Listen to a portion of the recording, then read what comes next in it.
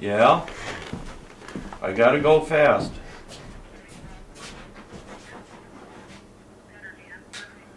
Yeah?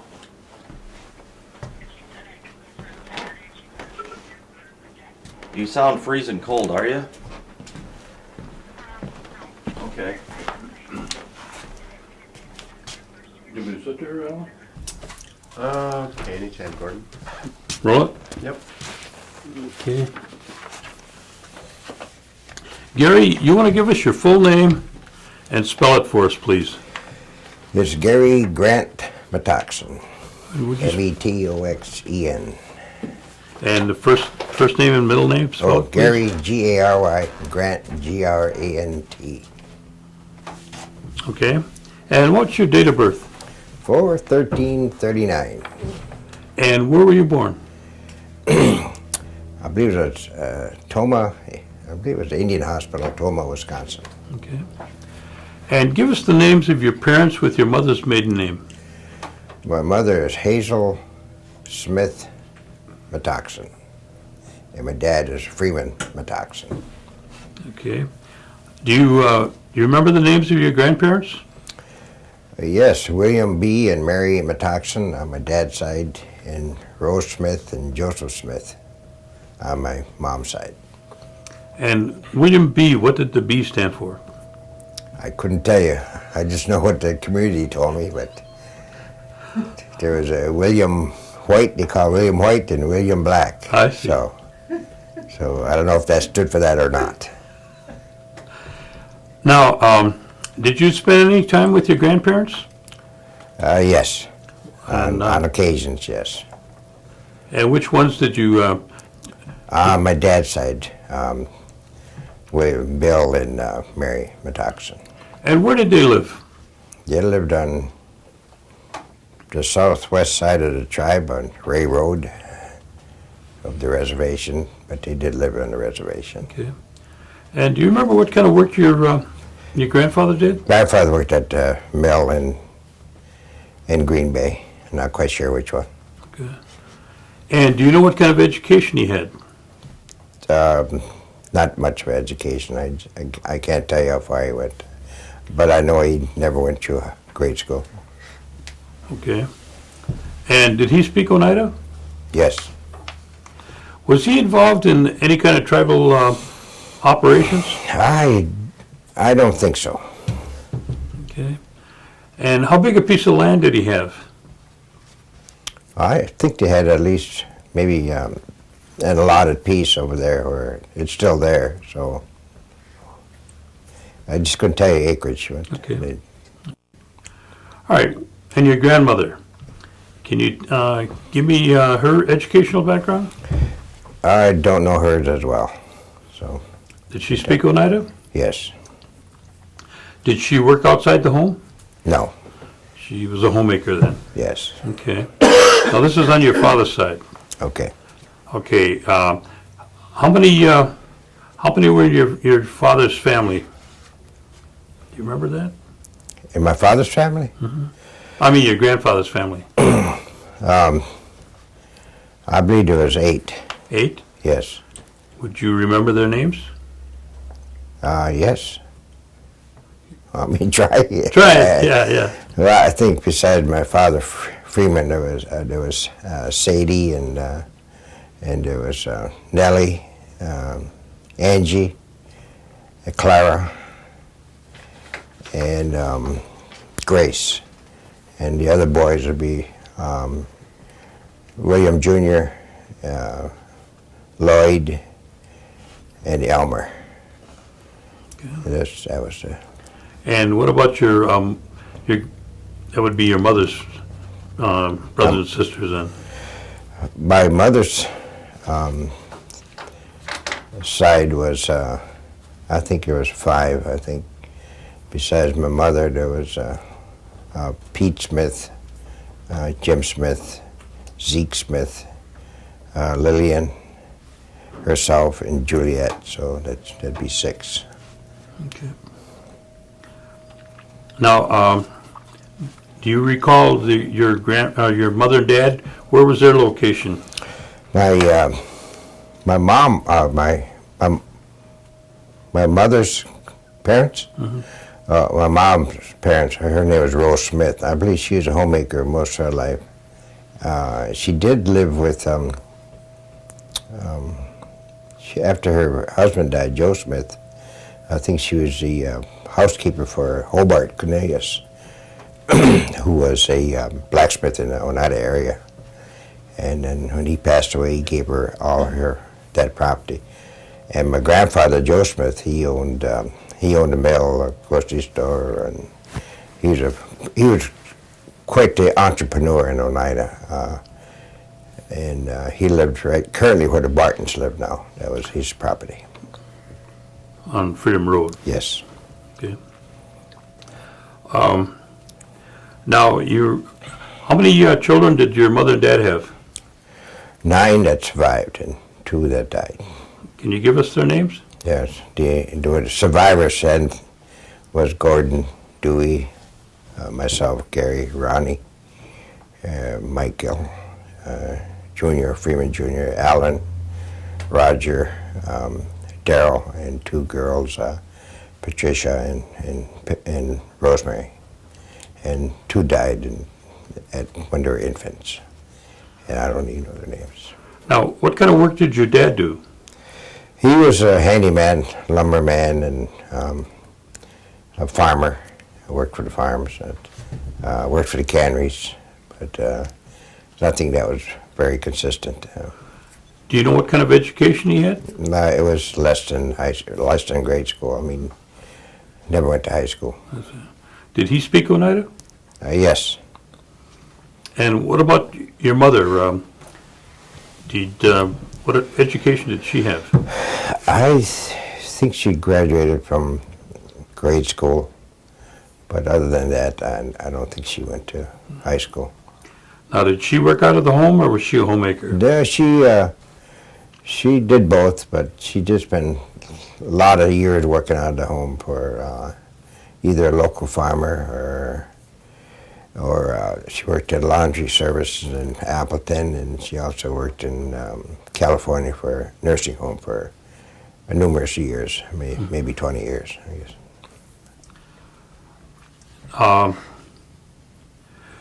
Now, where was the location that your parents lived when you were born? It was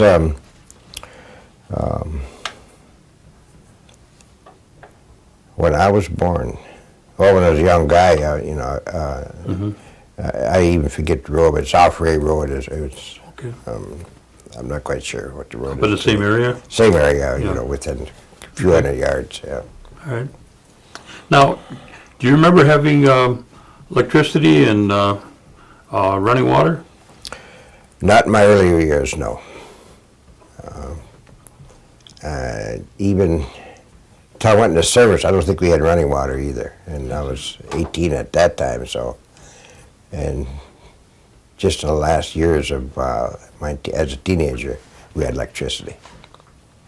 But we did not have it in the home we were brought up in. We moved to a different farm home. So we were renting that, so they had it there.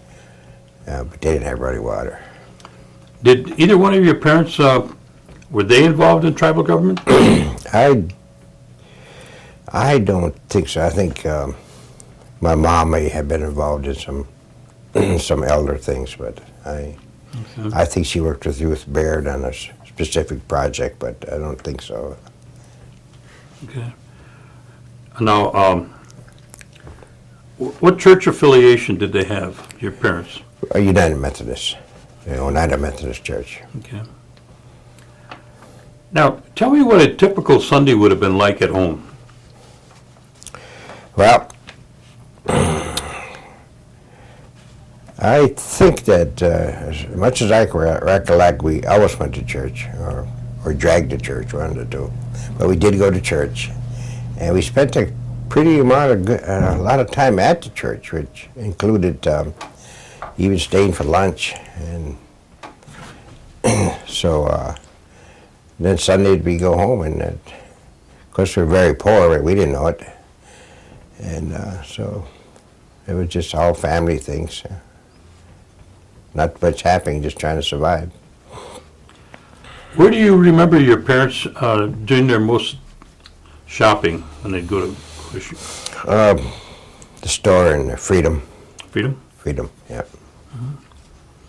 And how was the transportation at the time? It seemed to me we always had some kind of transportation, but if we didn't, for transportation, we'd always, I think our grandfather took us, William Metoxen took us to do those shopping duties. Now, when somebody got sick or something, how was that taken care of? Did you call a doctor, or did you have, home remedies that you used? We must have had home remedies, because I don't recall ever going to a doctor or a doctor coming to our house. They may have, I just don't recall that. But I think we did go to a doctor in Seymour. Dr. Bresky, I think his name was. So that was our only. But we didn't have too much sickness either. Mm-hmm. Did you ever hear of your parents or your grandparents talk about the New York claim? Yes. Can you remember anything? Share any stories that they might have had? I'm not quite sure if it was the New York claim as we hear it today, but there was also a claim that there was money coming from, as they spoke, that someday we get some money from the land from New York. And, I heard that 50 years ago, 60 years ago, so, and I guess we never discussed it, that someday it's coming. Yeah. What about the 52 cents? Do you recall that? I recall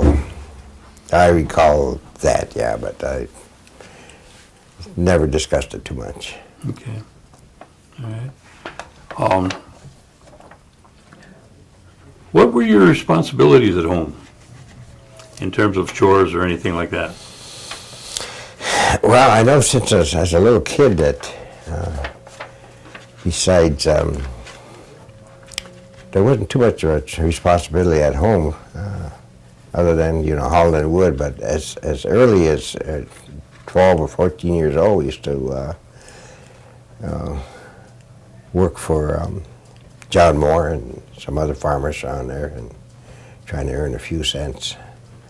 But I just don't recall we had specific responsibility. Mm-hmm. Was there any activities that you used to do, let's say in the summertime, that you can remember? Well, since we're such a large family and that we live in close proximity to our grandparents, we spent a lot of time over there in the summer visiting, playing ball, football, just games over there, running, hide and seek, kick the can, some of them old things like that. And, so we did a lot of that because we were a huge family.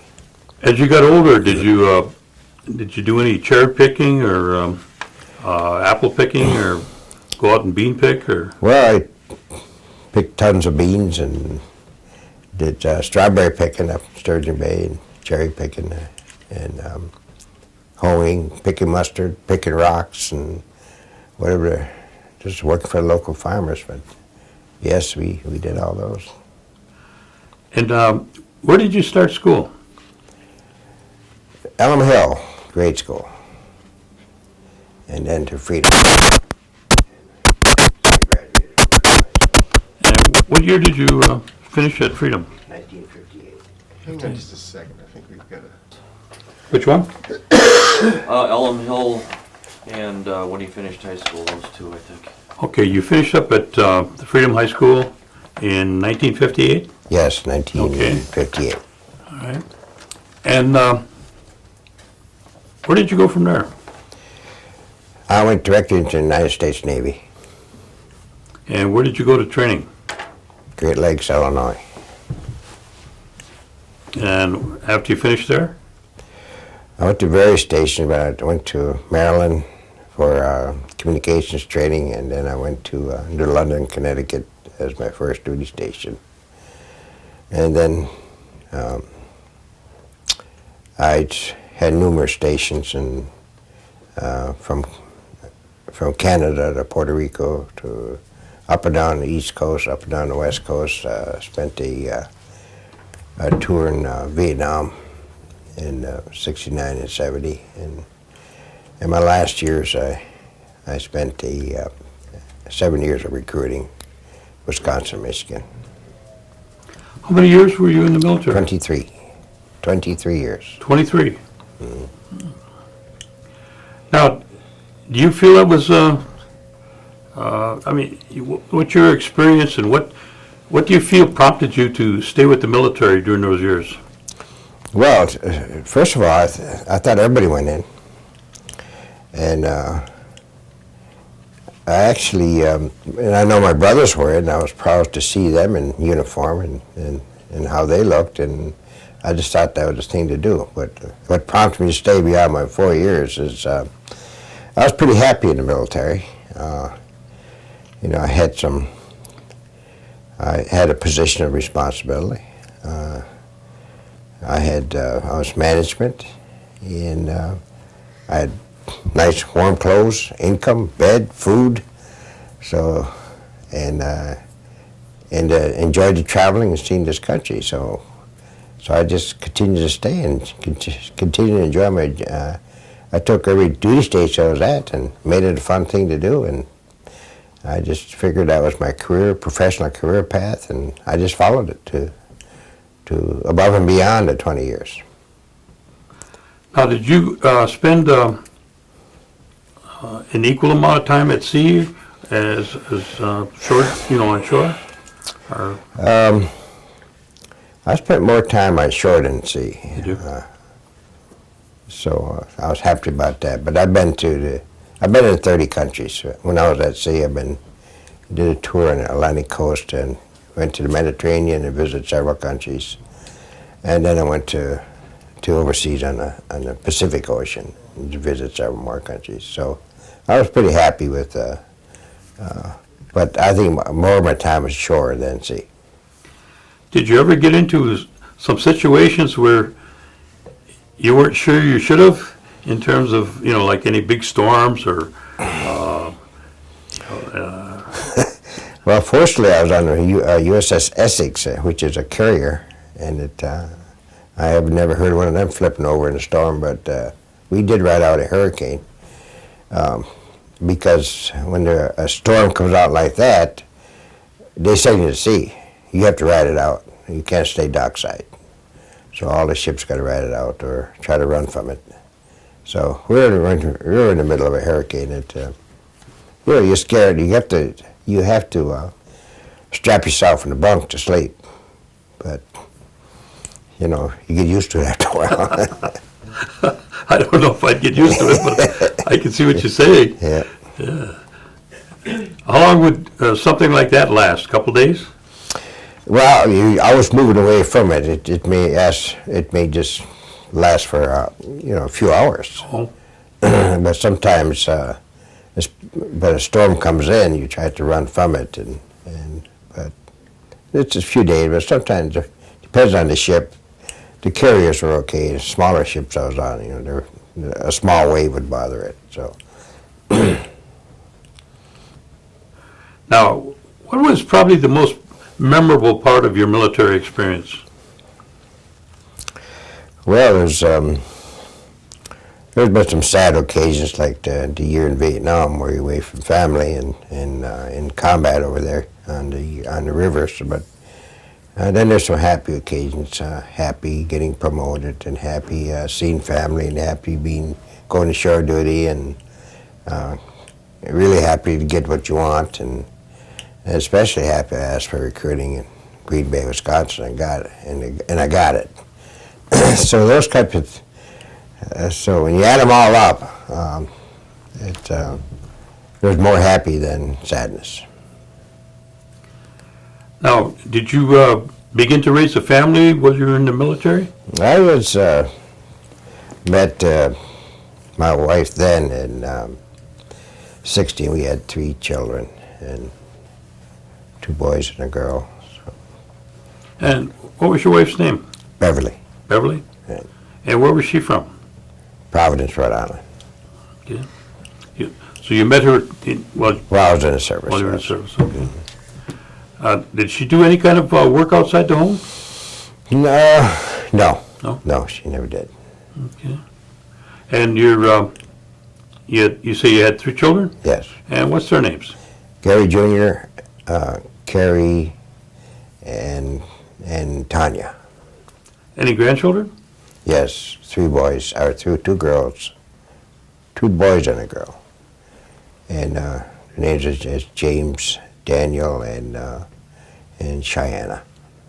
No great-grandchildren yet? No, that's it. Now, you traveled all over the world for 23 years. Yes, And what year did you get out of the military? 1981. 1981. And where were you living then when you I got out? was living in Green Bay when I got out. I was a Navy recruiter right here. Well, you were recruiting then, right? Yes. Okay, okay. Then what did you decide to do after you retired from the military? Well, I don't know if I decided anything, but I did it. As you know, I was briefly in tribal government, and then I was recruited by the Prudential Insurance Company of America to be a sales representative. And so that's what I did, and I retired from there, and then I worked for the tribe as their service officer for the last 10 years. Right now I'm just retired, but I do serve on a couple of committees. I'm a police commissioner, and I serve on the Veterans Board. Okay. Those are appointed positions. And you still live in Oneida. Yes. What's your position in terms of the per capita payment? Well, at my age, I think I'm always supportive of per capita payment, but I'm always supportive of me being able to spend my own money rather than the tribe spend it. So I've always supported as a higher per capita rather than a lower. And I guess that's because I'm very independent, can go out there and make a living, and figure I don't want the government running me. So I believe that per capita is long and coming, and it's good. It's good for me. I think it's good for especially the elders. And what's your position on the casino? Economic development. I think it's a good thing for the community, and I don't look at it as gambling. Instead, it's economic development for the tribe. And I think it's very good for the tribe and its members, and that anybody who wants to work can work. So I support it. Okay. Do you think that the tribe is doing enough for the education, that they've put out for funding? Are there things that you might have recommendations for? Well, I think everybody deserves education. I think that should be the highlight of our life. And I think the tribe is, I think they're doing a lot. And can you do more? I don't know, I never did study it, but the money can go a long ways. I have always thought that all of us could have a free education. And whatever that costs, I have no idea. But I just think we all deserve education, because education is the wheels of movement, and I've always seen it that way. Very important. Is the tribe doing enough? I think they're doing a lot, but I think they can do a little more. And the health center, do you utilize the health center? Yes, I do. I support it, 100%. What about the position that the services that they give to the elders? Just what's your feeling on that? Well, actually, I don't know what services they provide, but I'm sure that, because I don't take advantage of any of those services at this time. I figure I can do it on my own. Then the day comes, then I may call upon them. But the idea of plowing your driveway, cutting your grass, and cutting meals, and I just think it's great. And if you want to take advantage of that, then it's up to the individual. True. What do you feel that sovereignty means, to Indian tribes and the Oneidas? Well, sovereignty to me is self-governance, and you need to be self-governant. You need to act like it. If you don't act sovereign, then you ain't going to be sovereign. You need to try to be as independent as you can, and you need to have everything to back up what you're doing. Everything needs to be codified. You need the rules, the policies, the procedures. But sovereignty is how you act as a government. And your observation in terms of the culture of the Oneidas, do you think that could be strengthened?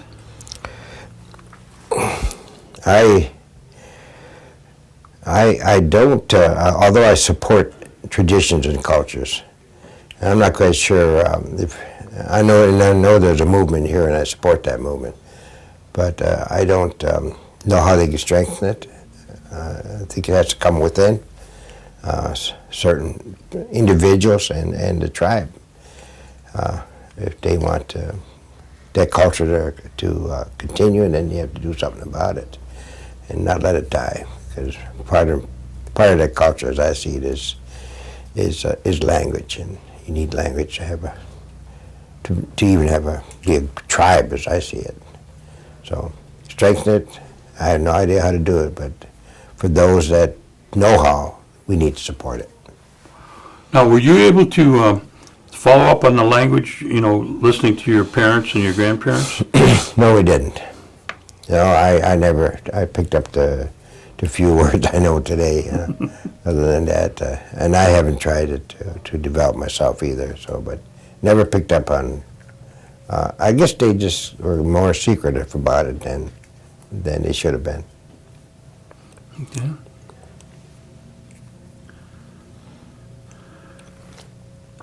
What are your hobbies, Gary? Besides work. I like to do a lot of community service on a local and national basis, and work with church. But my main hobby is just shooting pool. Shooting pool? Yeah, I do that 3 or 4 hours a day. Oh, yeah? Yeah.